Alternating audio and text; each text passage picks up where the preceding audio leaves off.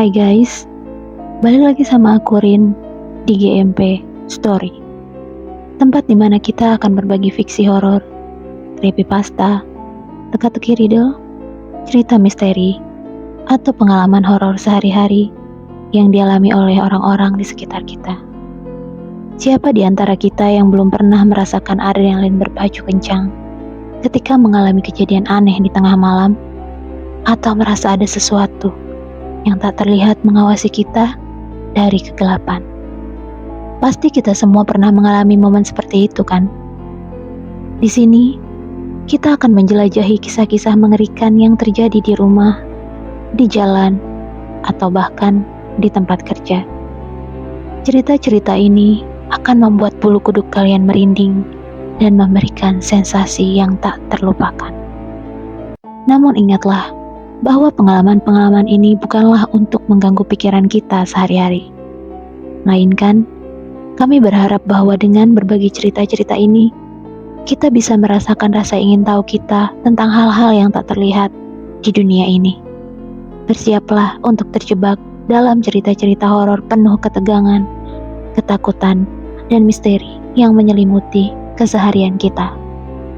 Jadilah bagian dari GMP Story yang menyukai sensasi horor dan bersama-sama menyelami sisi gelap dari kehidupan kita sendiri. Story kali ini datang dari Adi yang mendapatkan pengalaman berharga saat dia harus tinggal di rumah sendirian karena keluarganya harus mudik ke kampung halaman. Ayo kita mulai dan dengerin ceritanya sama-sama.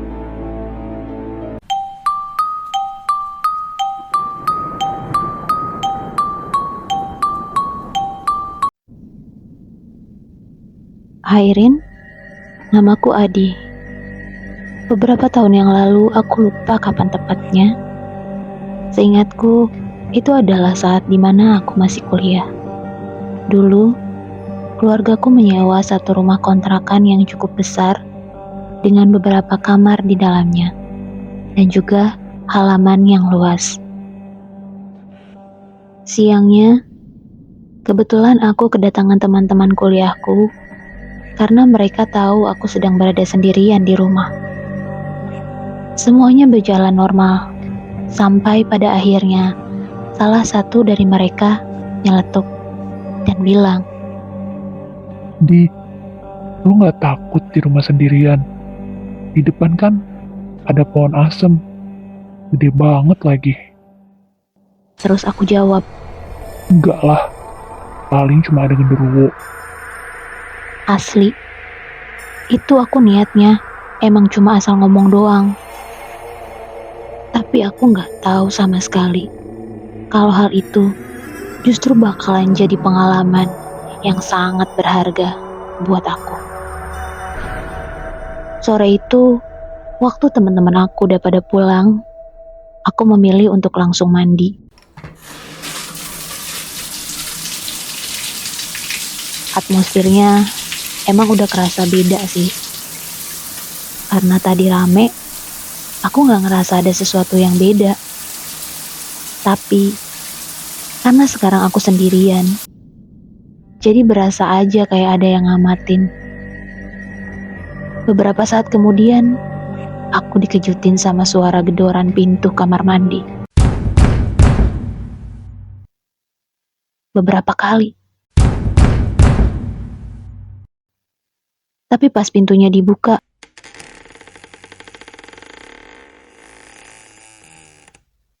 gak ada siapa-siapa di sana. Aku masih tetap sendirian. Tapi aku putusin buat lanjut mandi dan gak peduli sama hal yang terjadi barusan. Malamnya, aku memilih untuk tidur di kamar orang tuaku. Padahal biasanya, aku tidur di kamar sendiri. Tapi gak tahu kenapa, aku kepengen aja tidur di sana.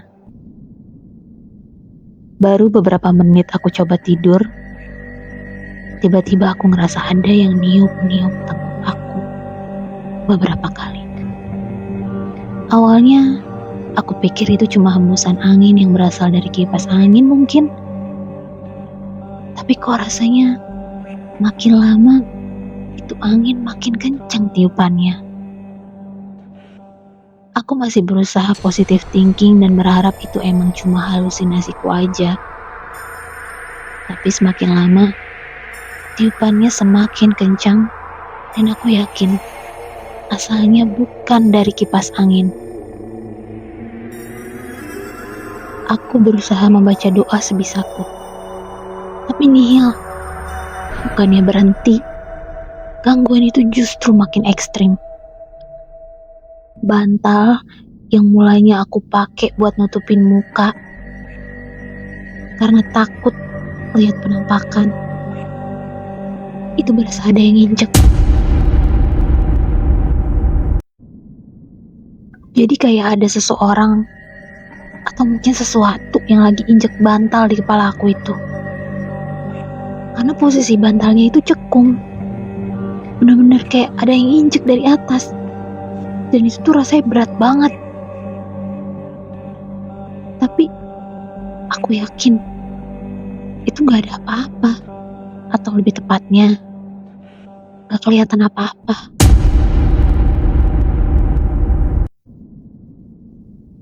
Karena udah gak tahu lagi harus bagaimana, aku keluar dari kamar, ambil HP, terus nelpon bapak.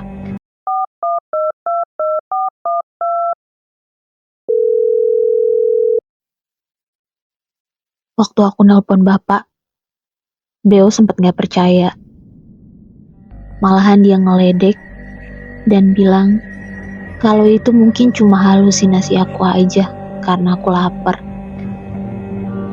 Tapi sumpah, aku yakin banget kalau pas kejadian itu berlangsung, aku udah selesai makan dan posisi perut aku emang udah kenyang. Jadi ya gak mungkin aku mikirin hal-hal aneh karena lapar. Akhirnya bapak nyaranin aku buat samperin Pak Jamal. Beliau adalah orang yang dipercaya bapak untuk jagain bengkel bapak tiap malam. Ya semacam security gitulah. Atau lebih tepatnya penjaga malam. Karena posisi bengkel letaknya persis di depan rumah aku, dan Pak Jamal juga aku yakin pasti udah ada di sana. Jadi aku langsung buru-buru keluar dari rumah dan nemuin Pak Jamal di bengkel. Dan benar aja, Pak Jamal emang lagi ada di sana, berjaga. Aku ceritain semuanya sama Pak Jamal, dan beliau cuma senyum-senyum aja, sambil nyaranin aku buat naruh garam sama bawang putih di dekat tempat tidur. Setelah ngobrol cukup lama dan perasaan aku udah lumayan tenang, Pak Jamal akhirnya pulang. Sementara itu, aku balik lagi ke dalam rumah. Tapi aku gak berani tidur di kamar. Jadi aku pilih buat tidur di sofa ruang tamu. Dan gak lupa naruh bawang putih sama garam yang tadi di dekat aku. Dan bener aja, makhluk itu beneran udah gak ada dan gak gangguin aku lagi sampai pagi. Tapi ceritanya gak selesai sampai di sini. Beberapa waktu berlalu, aku juga lupa gimana cerita pastinya sampai pada akhirnya cerita itu sampai ke telinga aku.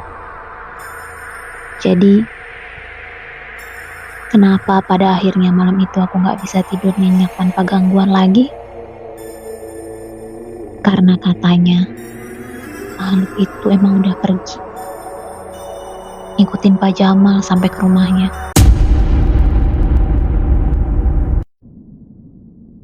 Ada yang bilang kalau beliau ditarik kakinya saat tidur dan banyak gangguan lainnya. Sampai pada akhirnya beliau sakit-sakitan dan kemudian meninggal. Aku gak tahu pasti apakah meninggalnya Pak Jamal ada kaitannya dengan makhluk itu, Atau emang kondisi kesehatan Pak Jamal yang udah menurun karena beliau udah semakin tua? Di lain kesempatan, ternyata aku juga dengar ada kabar lain tentang asal-usul dan sejarah rumah itu. Jadi dulu banget, rumah itu milik sepasang suami istri yang sama-sama bekerja. Suatu hari, sang istri meninggal. Cuma aku nggak tahu penyebabnya apa, entah sakit atau kecelakaan. Dan konon kabarnya, almarhumah sang istri masih merasa memiliki rumah itu. Jadi dia nggak rela kalau rumah itu ditempati sama orang lain. Beberapa kali ada yang tinggal di sana atau ngontrak di sana, tapi nggak pernah ada yang tinggal lama. Selalu nggak betah. Dan beberapa kali juga warga sekitar sempat melihat ada sosok wanita dengan pakaian rapi seperti mau berangkat bekerja, berdiri di depan rumah itu hampir setiap malam.